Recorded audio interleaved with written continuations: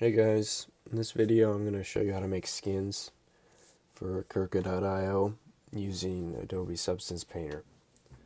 I've gotten a lot of requests for this video, so I'm finally taking the time to show you guys. And I want to say before I start that I'm by no means an experienced skin maker. I kind of just play with it and learn on my own. I've got a lot of help from Bowden, who is Kirka's main skin maker. So big shout out to him. But anyway, let's get started. You're going to need a copy of Substance Painter, first of all, it's pretty pricey.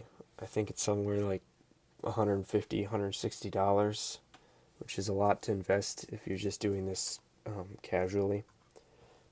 Anyway, you're going to want to open Substance Painter, start a new project. You can leave all these settings blank, default. Document resolution has to be 1024. And then for file, you're going to want to upload your 3D model of whatever weapon that you're designing a skin for. The newer version of Substance Painter, I think you can use GLB files, so you can directly use the files that are used in game. I use OBJs, which are just the GLBs imported to Blender and then exported as an OBJ. So let me select my file here.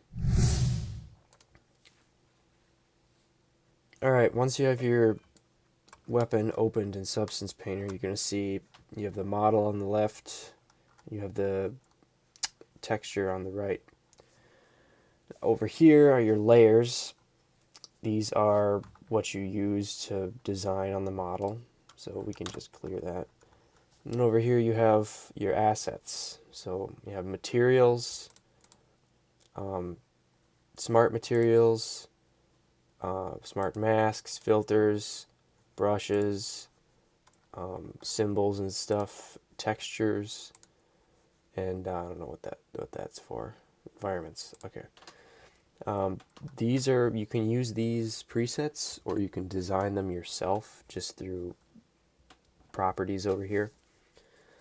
So let's say you want to make something simple. So we add a fill layer 1. Now what we can do is we can add black mask. We can come over here and select polygon fill. Now what polygon fill does is it lets you select certain polygons of the knife instead of having to draw them, which makes it much more precise. For example, you can select the whole blade. Hold on, let me make this a little more clear.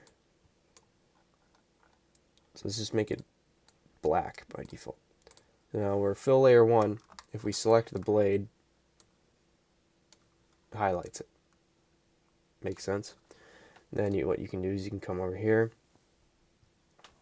and this is where we mess with what we want it to look like.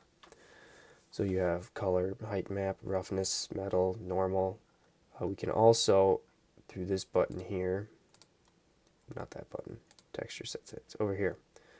Add channels, we can add emissive, because we might need that for some things.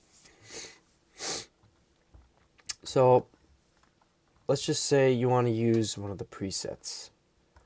So we'll go with something simple, like gold. So here's the preset for gold. Just add it over material mode. You can drag or you can select from the menu. And there you go. Just like that, you have a metallic finish and a gold blade. Fairly simple. Now, if you would want to make that texture yourself, what we can do is just go to base color, turn it to some sort of yellow, whatever color you want, turn metallic all the way up, and then play with roughness until you have the sheen that you want. So 0.2 is about good. Now that doesn't look exactly good. You can make it a little lighter. Yeah, there you go. You can do any color you want. It doesn't have to be gold. I'm just telling you that you can create it on your own, or you can use a preset. It's up to you. And some of these presets come included with Substance Painter. Others you can download from free sites, like the Adobe Substance Painter site themselves. They have some free assets. So let's just make this blue for now. So we got a blue blade. Now we want to do the hilt, so we'll add another fill layer. Black mask. You can highlight just the hilt. Make sure you get all the triangles and you don't miss any, or select any on the blade. That would be bad. And then we can do the same thing here. Oh, note that you can also, up here, you can change the view. For example, this is showing everything. You can change it to show just base color, just height. But as you can see, if we choose just base color, it's just the color. There's no roughness, no metallic. So for the handle, let's say we want to use another preset. Let's say we want to use this an obsidian handle. So here's an obsidian texture. I have like 3 of them. So we can drag that over here, material mode. And yeah, it gets added as simple. Let's find a better example. Let's do this magical texture. Okay. I added it. Now look at how it doesn't line up properly. These cracks go into nothing, and it just looks like a mess. So what we can do is we can mess with the placement of it. We can go up here, projection, change that to planar projection. As you can see now, the lines all connect. We can also go to triplanar projection. That works as well. Then down here we can mess with tiling. We can turn the tiling down until it fits the whole texture on the handle. As you can see now, we've got like a square diamond texture, like scales almost. So you have to mess with the sizing in order to make it look right. You can do this with all sorts of textures, like this one here. Okay, see it automatically, but if that was at 1, the default, it looks terrible. You have to bring that down and adjust it however you want. All right, I've talked about that enough. Now let's talk about if you want to use an image as part of the texture. So for that, let's just clear this. Start from scratch. New layer. Black mask. Alright, so we have the blade selected again. Now you're going to want to import a texture. You can do that right here. Import resources. Whatever texture you want. Let's just say I use this. These are the skins that I just made. Drag that over to base color. Oops. Alright, so now that is pasted on the knife. Now, there's some problems with this, of course. First of all, look at this. It doesn't match. Doesn't match on that side. So we do the fix that I just taught you, which is UV projection. Change it to planar projection. Now it fits perfectly. Triplanar projection doesn't look right because it adds this. Where can you see it best? It adds like a lining to the edges, which it doesn't look right. So stick with planar projection. You can change the tiling on this, but it won't look right because it's an image. For example, if I bring this down, looks pretty cool, right? Look, there's a line here. It's cut off because you're basically pasting the image over and over. I hope this is making sense. I'm not good at explaining things, but I'm trying my best here. So let's say that's it. You're happy with the knife. What you want to do is add another fill layer. No mask this time. And you want to put the bayonet ambient occlusion map in the base color spot. and then change the blend mode to multiply. What this does, it adds shading and depth to the knife. You can see without it, it's not as defined.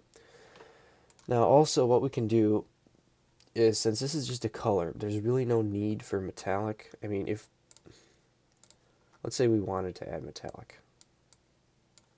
It looks pretty cool. But let's just say we want the base color. So what we would do is go up here, select base color. Now you can see the texture on the blade's a lot more defined than it was when I was using all the maps. And then the hilt's a little too black, so maybe let's change that to darker gray. We could even do dark purple. There we go. This is pretty much the exact copy of the knife I made, but so yeah, there we go. We're happy. As you can see, the hilt now is also very defined because we switched to base color, and I added the AO map. Alright, so you're done. Now what you want to do is go up to File, Export Textures. Now these settings are important. First of all, choose your path, of course. I have that blurred for obvious reasons. Now under Output Template, select 2D View. Otherwise it'll give you a bunch of textures. You only want one because that's the only system that works in Kirka. So one texture for every skin. File type, I usually export as PNG, and then I mess with that PNG in Photoshop or Blender before I turn it into a webpic. You can export directly as a webpic if you want, if you don't want to edit it anymore, because that's webpic is also the format that Kirka uses for its textures. 8 bits, that's fine. 1024 size, dilation plus default background color, and turn the pixels on that to 1. And that's your output settings. So then just export, and then that's it. You can also save the file, save as, if you want to save the Substance Painters file itself. And yeah, if you guys have any questions, let me know in the comments, and I'll make another video going over that. I just wanted to show you the basics in this video. I'm by no means experienced enough to show you how to use Blender to make skins, because I'm still clueless on that. But yeah, if there's anything you guys want to know, put it in the comments, and I'll make another video. But anyway, if you want to go see your texture, just find where you exported it to.